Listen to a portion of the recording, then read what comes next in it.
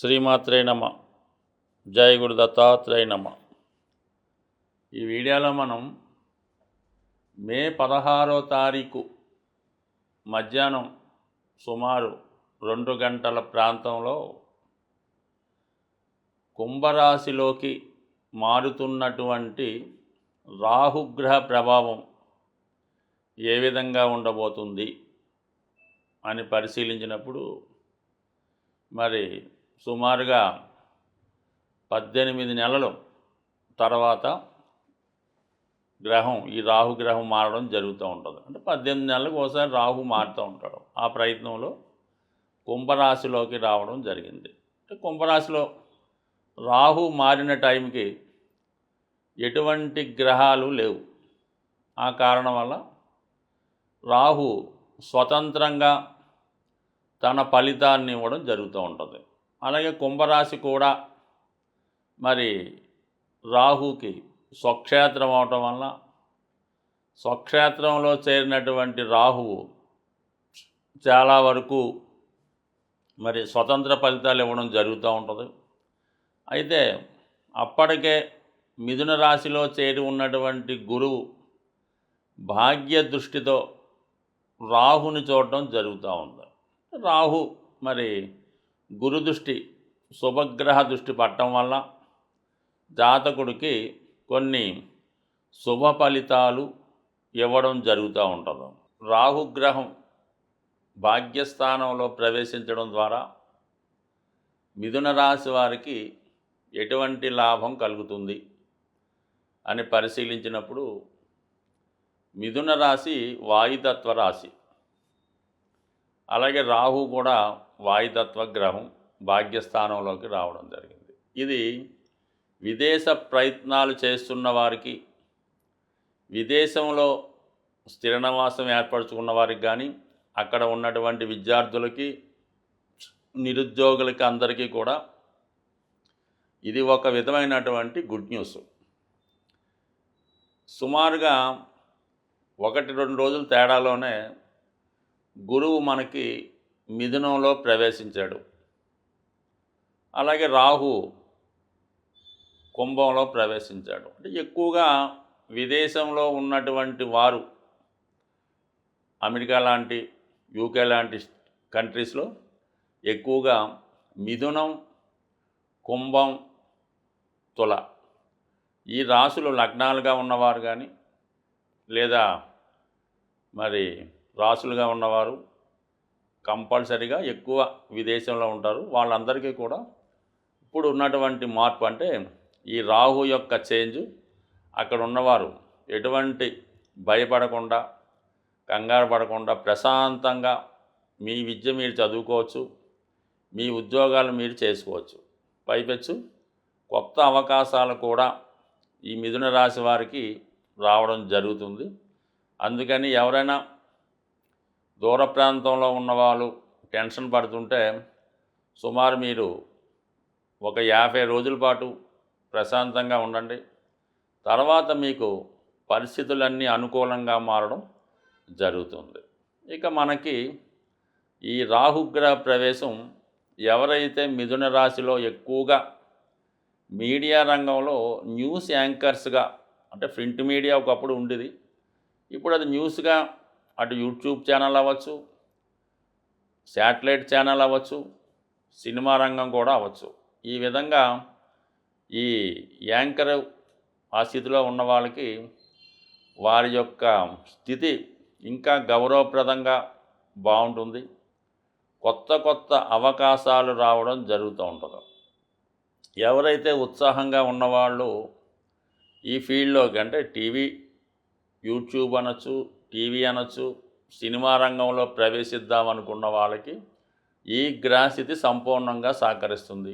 కేవలం మీరు ఉన్న చోటనే మీ మేధస్సు ఉపయోగించి, మీలో టాలెంట్ ఉపయోగించి, ప్రపంచవ్యాప్తంగా మార్కెటింగ్ స్కిల్స్ ఉపయోగించి మీకు ధన సంపాదించే ఆలోచనలు, అవకాశాలు ఈ గ్రహస్థితి ఇవ్వడం జరుగుతుంది.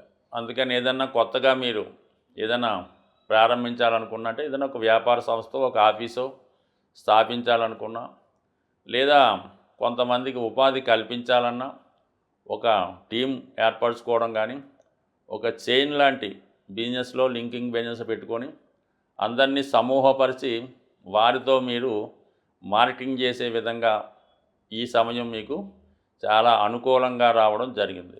సరే, గురువు రాశిలో ఉంటూ రాహు యొక్క దృష్టి ఎప్పుడూ కూడా ఏం చేస్తుందంటే జాతకుడిని తన యొక్క సామర్థ్యాన్ని చాలా పైకి పెంచేలా చేస్తూ ఉంటుంది.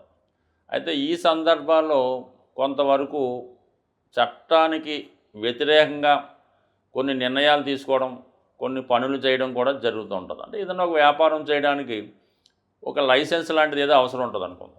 ఆ లైసెన్స్ తర్వాత చూసుకోవచ్చు, ముందు వ్యాపారం స్టార్ట్ చేద్దాం అన్నగా ఉంటుంది. అంతకుమించి ఏం పెద్ద క్రైమ్ గట్ట ఏమీ చేయించదు.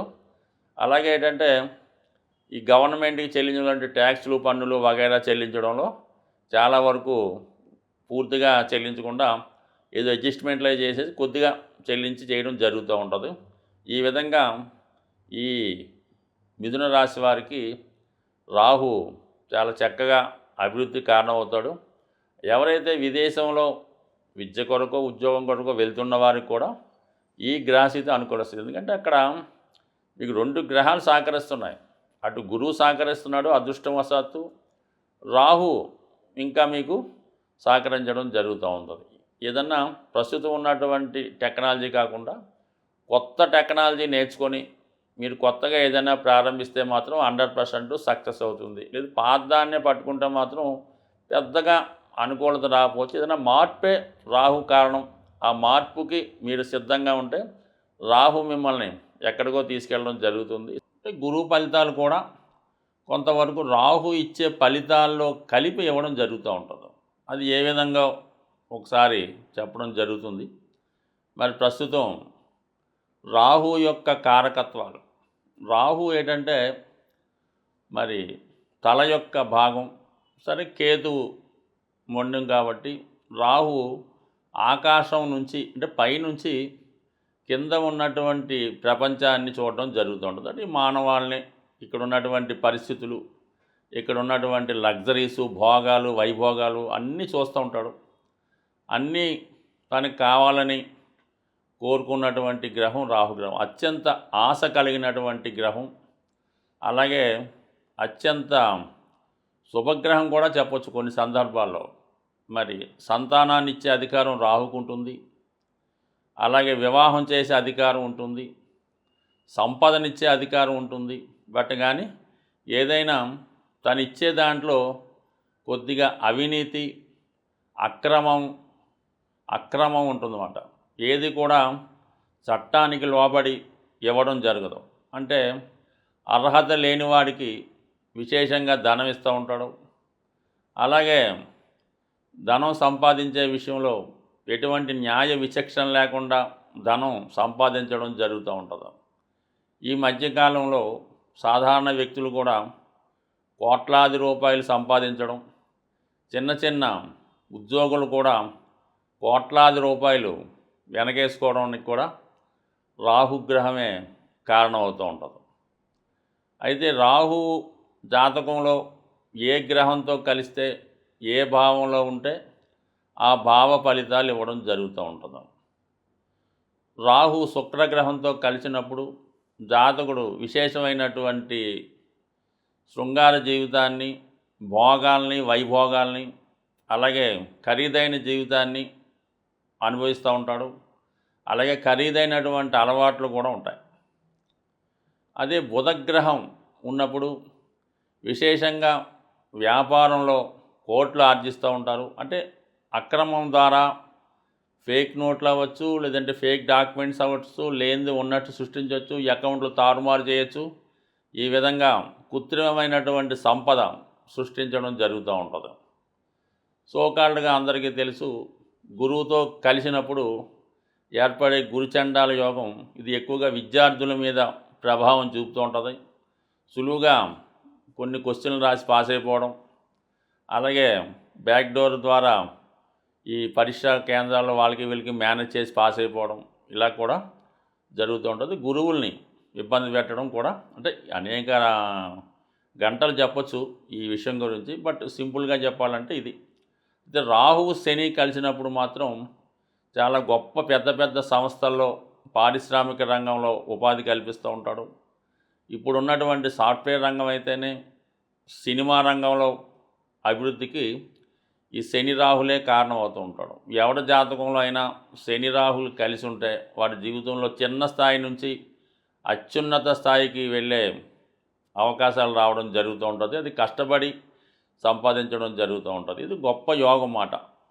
చాలా వరకు ఇది జాతకంలో ఉండాలని కోరుకోవాలి. అలాగే ఏంటంటే శుక్ర రాహులు ఉండడం కూడా ఎలాగైతేనే జీవితంలో చక్కగా అనుభవిస్తారు. ఇంకా అందరికీ తెలుసు, రవి చంద్రులతో రాహు ఉన్నప్పుడు అది ఒక గ్రహణ యోగంగా ఏర్పడి జాతకుడి యొక్క మంచితనాన్ని మరుగున పెడుతుంది. పిల్లల వాళ్ళని ఇబ్బంది పడుతుంటారు. బట్ ఏదైనప్పుడు కూడా ఏ గ్రహం ఫలితం ఇచ్చినా ఇవ్వకపోయినా రాహు మాత్రం కంపల్సరీగా ఫలితం ఇవ్వడం జరుగుతుంది. ఇప్పుడు వచ్చినటువంటి ఈ గ్రహస్థితి ఇంచుమించుగా గ్రహాలన్నీ కూడా రాహు కేతువుల మధ్య ఏర్పడి ఒక విధమైనటువంటి కాలసర్పదోషం లాంటి దోషం ఏర్పడింది. అంటే చంద్రగ్రహం బయట ఉండడం జరిగింది.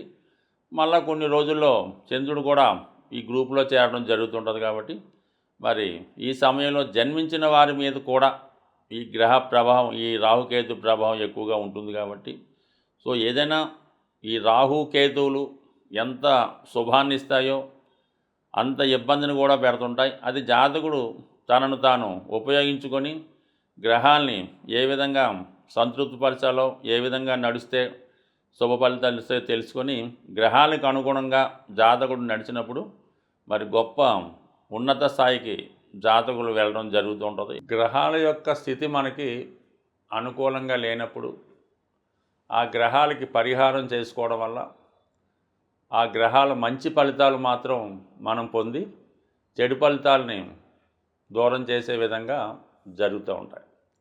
ఏదైనా ఒక గ్రహానికి మనం పరిహారం చేసుకోవాలంటే ఆ గ్రహం మీద శుభగ్రహ దృష్టి ఉంటే ఆ గ్రహం మనకి ప్రసన్నం అవడం జరుగుతూ ఉంటుంది. అదృష్టవశాత్తు రాహుగ్రహం మీద గురువు యొక్క దృష్టి ఉండడం వల్ల కంపల్సరిగా మీరు రాహుగ్రహానికి చేసే పరిహారాలు మీకు మంచి ఫలితాన్ని ఇవ్వడం జరుగుతూ ఉంటాయి.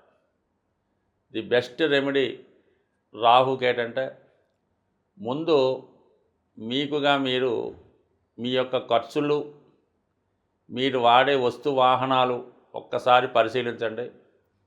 అవి మన స్థాయికి మించి ఉంటే వాటిని తగ్గించే ప్రయత్నం చేయండి. నెంబర్ 1 అంటే మనం వాడే కారు, వాడే సెల్ ఫోను, వాడే బట్టలు, నిత్య జీవితంలో మనం పెట్టే ఖర్చులు ఈ ఒక్కసారి గమనించి దాన్ని కంట్రోల్ చేసుకుంటే నెంబర్ 1గా సరిపోతుంది. అది రాహుకి నెంబర్ 1 రెమెడీ.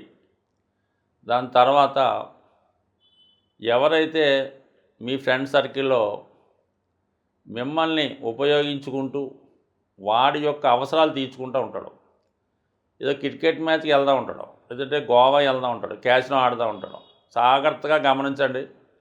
అటువంటి వాళ్ళని ముందు దూరం పెట్టే ప్రయత్నం చేయండి. మీకు అవకాశం ఉంటే వాడిని మార్చే ప్రయత్నం చేయండి. అంటే మీరు మంచి దానిలోకి వాడిని తెచ్చుకొని వాడిని ఆ వ్యసనాల నుంచి బయటపడితే దాన్ని బట్టి మీరు కూడా అంటే ఎంత మనం మానేద్దామన్నా ఏదో ఒక బలహీన క్షణంలో వాడు ఏదో గోవా వెళ్తూ ఉంటాడు, కంపల్సరీగా వెళ్ళడం జరుగుతూ ఉంటుంది. అందువల్ల ఈ 2 ముందు తగ్గించుకోండి. దాని తర్వాత మెయిన్గా రాహుగ్రహానికి అమ్మవారు అంటే దశ మహావిద్యలు, ప్రత్యంగర చాలా అనేక రకాలు ఉంటాయి. బట్ కానీ అందరికీ అనుకూలమైనది కనకదుర్గ అమ్మవారు. ఆ అమ్మవారికి మీరు ప్రతి శుక్రవారం విధి విధానంగా దర్శించుకొని అవసరమైతే అమ్మవారికి ఒక నిమ్మకాయల దండ, కుంకుమర్చన, రాహుకాల దీపం అంటే మంగళవారం కానీ శుక్రవారం కానీ ఇంపార్టెంట్ అన్నమాట. మంగళవారం అయితే 3 to 4:30, శుక్రవారం అయితే 10:30, 12 ఈ టైంలో రాహుకాల దీపం వెలిగించడం. మరి మగవారైతే రాహుకాలంలో ముఖ్యమైన కార్యక్రమాలు ప్రారంభించుకోకూడదు. అది కొంచెం జాగ్రత్తగా గమనిస్తే సరిపోతుంది. అలాగే ఎక్కువగా ఏదైనా మరి ఈ వాయుతత్వ రాశిలో రాహు ప్రవేశించాడు కాబట్టి విధి విధానంగా మీరు అమ్మవారికి హోమం చేయడం ద్వారా కానీ హోమంలో పాల్గొనడం వల్ల కానీ కంపల్సరీగా రాహు ప్రసన్నం అవడం జరుగుతుంది. అంటే గురు దృష్టి కూడా ఉంది కాబట్టి గురువు యొక్క స్ట్రెంత్ను కూడా పెంచుకోవచ్చు. గురువు బలాన్ని పెంచుకోవాలంటే ఏకైక మార్గం ఏంటంటే దక్షిణామూర్తి, దత్తాత్రేయుడు, మీకు విద్య నేర్పిన గురువు. ఇవన్నీ మన వల్ల కాదంటే చక్కగా గోశాలకు వెళ్ళడం, మీ యొక్క బరువు ఎంత ఉందో అక్కడ చూపించుకోవడం, ఆ బరువు తగ్గట్టుగా ఆవులు తినే ఏదైనా బెల్లం కానీ, శనగలు కానీ, నవధాన్యాలు కానీ, గడ్డి కానీ ఆ గోశాలలో డొనేట్ చేయడం వల్ల మళ్ళీ మీరు కొత్తగా జన్మ ఎత్తితే ఏ విధంగా ఉంటుందో అంత బలమైనటువంటి ఫలితాన్ని మీరు తులాభారం ద్వారా గోశాలలో డొనేట్ చేయడం వల్ల కంప్లీట్గా మీ జీవితం మారుతుంది. అది రాహుకే కాదు, మీరు ఎటువంటి దీర్ఘకాలిక అనారోగ్య సమస్యలతో బాధపడుతున్నా, లేదా ప్రాబ్లమ్స్ ఉన్నా, విభేదాలు ఉన్నా, వివాహం జరగకపోయినా మరి ఆ గ్రహం ఏదో చూసి ఆ గ్రహానికి సంబంధించిన వస్తువు తులాభారంగా గోశాలలో ఇవ్వడం వల్ల అతి శీఘ్రంగా మీకు ఫలితం వచ్చే అవకాశం ఉంది. స్వస్తి.